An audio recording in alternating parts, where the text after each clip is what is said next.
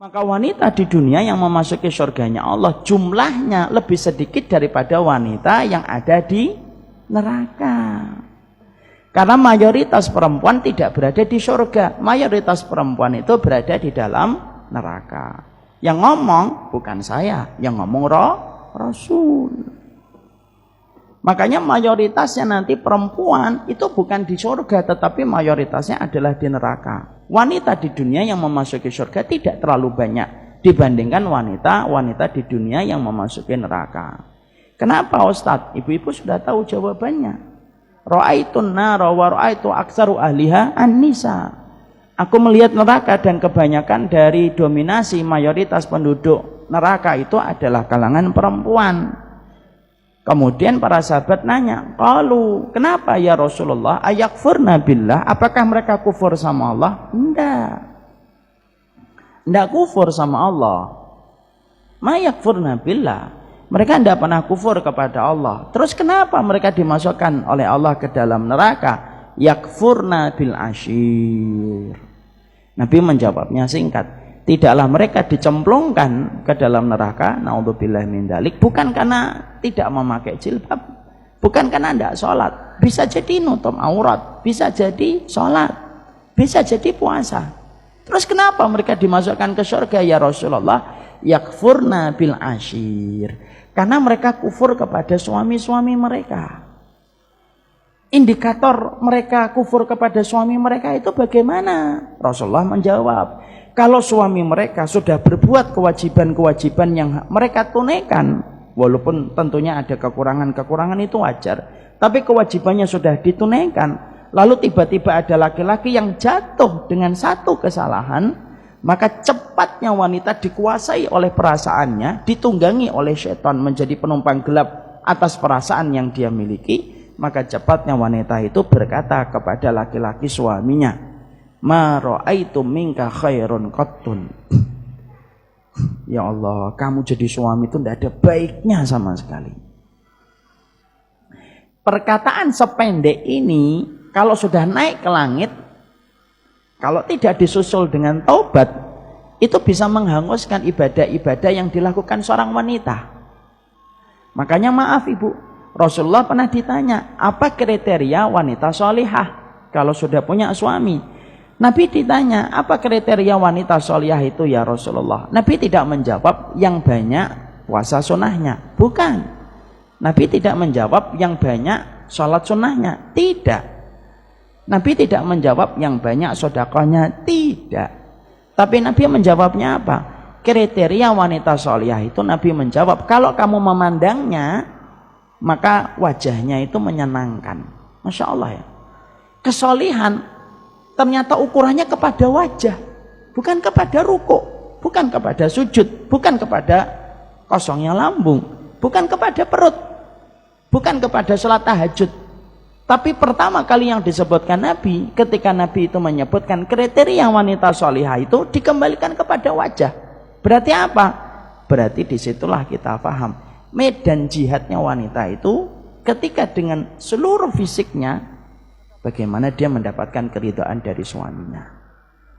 Makanya Masya Allah, ini renungan saja. Makanya kalau ada seorang wanita kok banyak banget permasalahannya, maka simpel, perhatikan bagaimana hubungan dia dengan suaminya.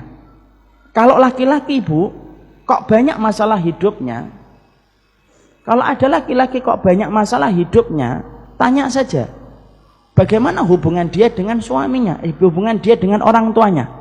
Kalau ada suami kita ngomong, masalah di kantor ini tidak selesai-selesai, tanya sama suaminya, kapan kamu terakhir nelpon ibu? Bagaimana posisimu di hati ibumu? Bagaimana posisimu di hati bapakmu? Karena rapinya hubungan kamu dengan orang tuamu itu menjadikan hidupmu pun akan dirapikan oleh Allah. Itu laki-laki.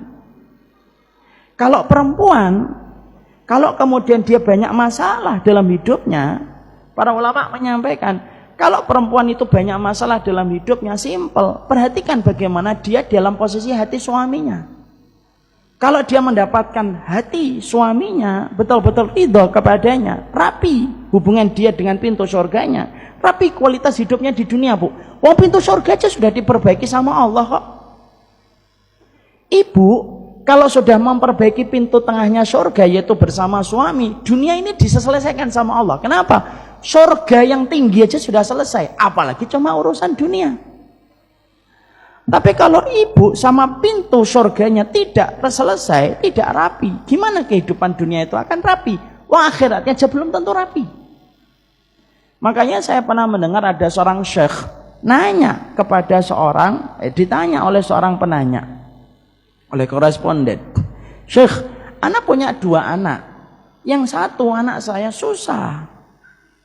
Dan betul-betul saya ketika mendidiknya sulit banget. Yang kedua, saya mendidiknya gampang." Perhatikan jawabnya sang syekh, Bu. Syekhnya lalu berkata, "Boleh saya tanya pribadi?" "Boleh, Syekh. Boleh, wahai guru." Syekh itu guru besar. "Boleh, wahai guru besar kami. Bagaimana kondisi kamu dengan suamimu ketika kamu baru memiliki anak yang pertama? Jujur." Lalu serta-merta wanita itu berkata, "Saya bersama dengan suami saya ketika memiliki anak yang pertama itu banyak sekali turbulensnya, banyak pertengkaran kami karena baru-baru menikah, banyak penyesuaian. Saya akhirnya membuat marah suami membuat saya marah, terus bertengkar terus.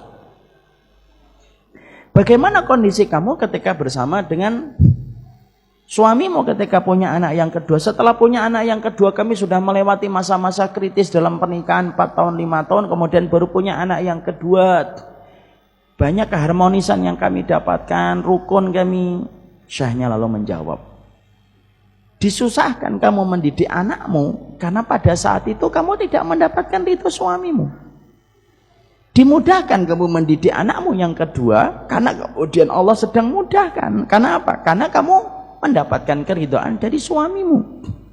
Jadi ternyata keberkahan wanita sebelum menikah sama ibu dan bapaknya, tapi keberkahan wanita ketika sudah menikah itu kepada suaminya. Maaf ya Ibu, jangan-jangan ada penyakit yang tumbuh di hatinya kita, tumbuh di fisiknya seorang wanita, itu juga mungkin salah satunya karena mungkin dosa dia kepada suaminya. Makanya sampai-sampai di dalam syariat Allah itu memuji seorang wanita. Siapa wanita yang dipuji oleh Allah? Bukan wanita yang banyak sholatnya saja, bukan wanita yang banyak puasanya.